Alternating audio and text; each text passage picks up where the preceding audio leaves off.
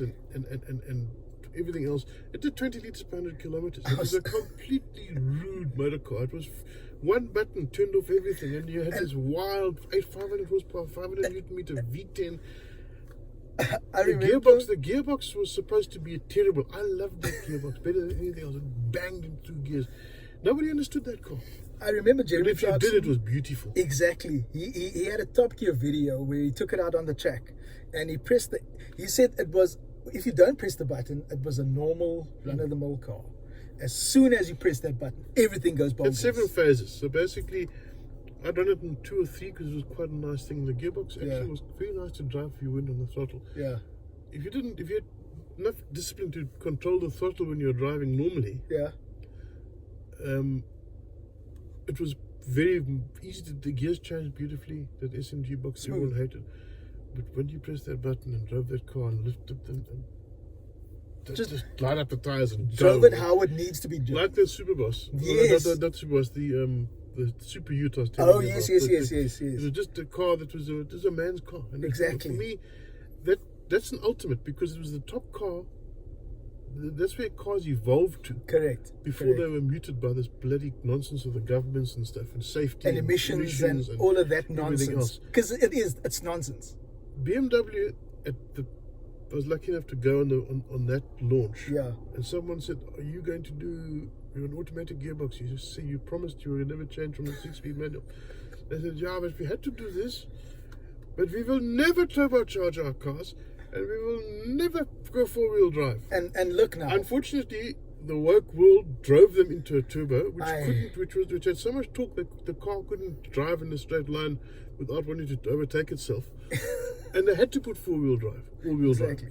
So just to manage the power. The current V10 M5, it's fantastic and all the rest, and it's got all this hybrid nonsense and it's got 1,000 horsepower. But I guarantee you, it's nowhere near as fun to drive. See, now this is E60. I have many friends that and that V10. Oh, that sound. That noise. Oh. Now that was developed in conjunction with the Sauber Formula 1 team back then, because they had that BMW engine in there as well. And there's never, I remain to this fact, there's never been an engine since that has revved. I mean, that was a V8 that I think revved to 8,000 RPM. V10. That is insane. Yeah. That is insane. And I'm sorry, but all 3 big German manufacturers back then, right? Audi and Merc. Merc had the 55 AMG, which is supercharged 3-valve cylinder V8. Exactly. Which was really suffering the emission stick. Yes. Audi had a very good engine, but it was 4-wheel drive already. Correct. And I think that was the engine that was in the RS4. That was also a V8. Yeah. Yes. So. And then they went supercharged in the following generation too. So Audi was good, but it was because the all-wheel drive hardware in that car made it a bit more cumbersome. And it was heavy also. The Merc was fantastic, but it was a very different car to what the BMW was. What the BMWs were in those days. Correct. They're much closer today. And here's another question for you: manual or automatic, or SMG DCT? What do you prefer? I'm an old guy now, so normal 8-speed manual, automatic's the way to go. But if you want an engagement, manual is always the way to go. Will always be the way to go. But on the proper car, though, not just on. I think I qualify for pension, so auto's fine. And tell me, these modern supercars, right? Let's take the new Ferrari that came out. Yeah. What are your thoughts on that? The looks and the fact that it has a V6 engine and all of that. The 299. I think it's what I like about that car is the link to the previous, to the 499, the race car. Yeah. The 499P, the Le Mans winning car. I was at both those Le Mans, and I was at Monza, so I'm helping Ferrari win. So, and that for me, I like that link to it. Those cars are absolutely outstanding. Tell me something. If you could choose one car that would sort of ignite or keep your passion for driving heading into the future, what car would that be to keep? It's just the M5. I'm in the market for it. I'm probably going to get the car in the next couple of weeks. Really? Yeah. I found one. But how much are they going for, though? Which is not bad, eh? You can get one for ridiculous money, but you need to remember there's lots of little maintenance things on those cars which have also been pulled through. we've had an amazing chat about vehicles, racing, and so forth, right? And a pertinent question that I think that pops up nowadays, especially, is the EVs and the HEVs and so forth. What are your thoughts on the electric vehicles? Well, anybody who knows me or spends some time near me on Facebook will understand that I like an EV. Yeah. And I think it's a decent alternative. Yeah. But it's not the answer. It has never been the answer, and it will never be the answer. Yeah. And I've been arguing that vehemently since about 2005. Yeah. When after 5 years of following this EV nonsense, I realized it was going nowhere. Yeah. We used to cover it extensively in our magazines, green editions and things like that. Mm-hmm. And nothing's ever happened. Nothing's gone forward on EVs over time. So Yeah. what's happened is today, the motor manufacturers are all dived down this terrible hole called EVs. For whatever reason, nobody understands. Yeah. And they were trying to push the world into EVs. Unfortunately for them, the market said, sorry, fuck you, we're not doing this EV nonsense. Those are facts. Because, I've been a lot of arguments with a lot of people over a long time that EVs were never going to work, because the people are not going to put up with what you need to do with an EV. Exactly. So what's happened is that, unfortunately, the industry has gone straight down this hole. Yeah. It's now a black hole, because they're never going to recover from the EV investment, because they're never going to sell enough, because people, doesn't matter what Elon Musk says, Exactly. doesn't matter what Brahma says, they're not going to make that many EV cars, because there's not enough people to buy the EV cars. Exactly. Unfortunately for the industry, on top of this now, is that the Chinese have come onto the market. Yeah. Through the back door. Yeah.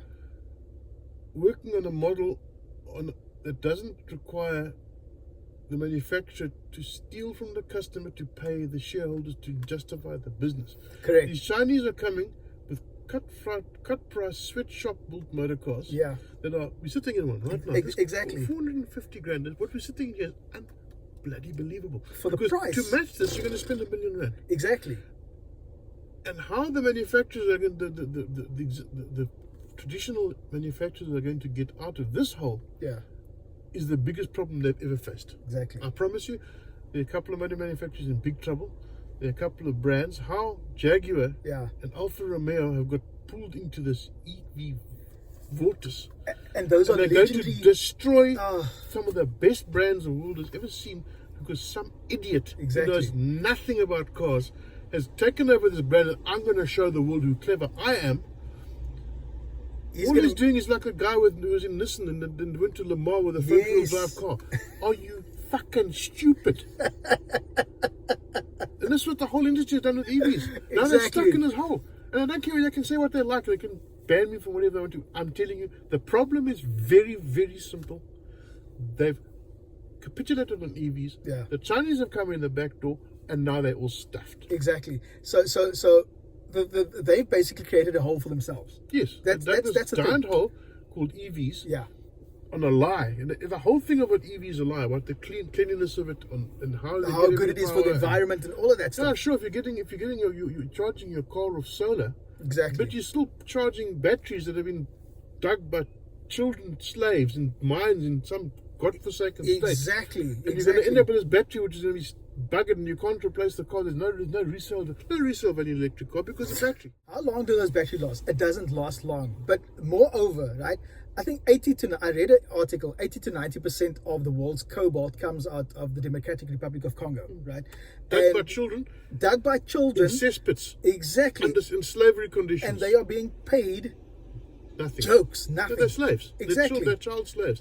And you driving your EV car on that labor. Feeling all good, and it's actually a sin. And we're not even talking about South Africa, but when we had the Cape Fund, let's touch wood here.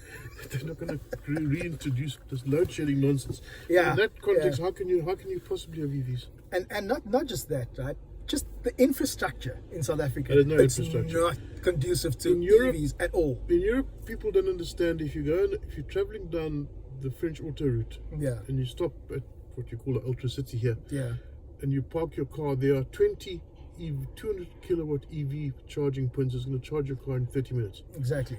Just take a drive up the N1 or down the N2. and you're going to get to the only charger, and there are 3 EVs standing in front of you. What are you going to do? Exactly. How long are you going to wait for? It's completely unjustified. I actually feel then South Africa is in a good space because the government didn't invest in the infrastructure and just blown a lot of money, where we can just still be with naturally aspirated and petrol engines. Do you know what the future is? I don't know. In 2026, Formula One is going to what? E-fuels.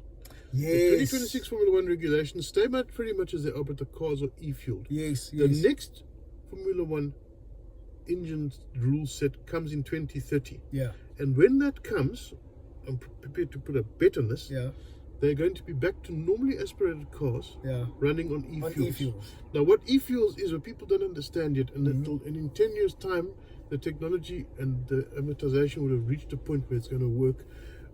What happens is that they pull carbon out of the air. Okay. And they put that into, they make whatever they want to make out of it, and they put that coal-like substance through the same refineries that are refining our current petrol. They go into the same fuel tanks that our current petrol is made. The only difference with that petrol is second-hand petrol. They've taken the carbon that became of the first time burn fuel and reversed the process. So it's almost like decarbonization. So basically, it's zero carbon. The carbon you're taking out the air, you're replacing.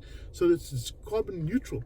And that's what the whole thing's about, carbon neutrality. Wow, that's actually and that's where the future's going to go. So basically, in 10 years' time, we'll sit, hopefully, touch wood, we'll sit and discuss the situation. There'll be a whole new breed of combustion cars because the fuel you're running is the same fuel as before and is running 20 to 100 kilometers. Who gives a damn? It's just cleaner.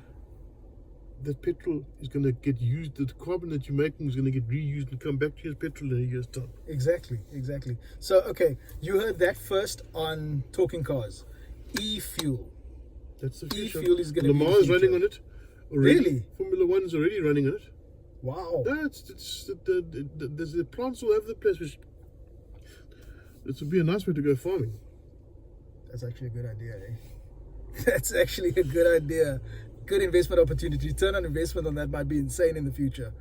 But that's amazing. Michele, it's been a pleasure. It's been amazing having you. I'm hoping that we can do a take 2 or maybe a second part. And let's have some fun. Let's maybe see if we can get some good racing cars and have some fun. That could be fun. Cheers, guys. Have a good one. Cruising down the highway.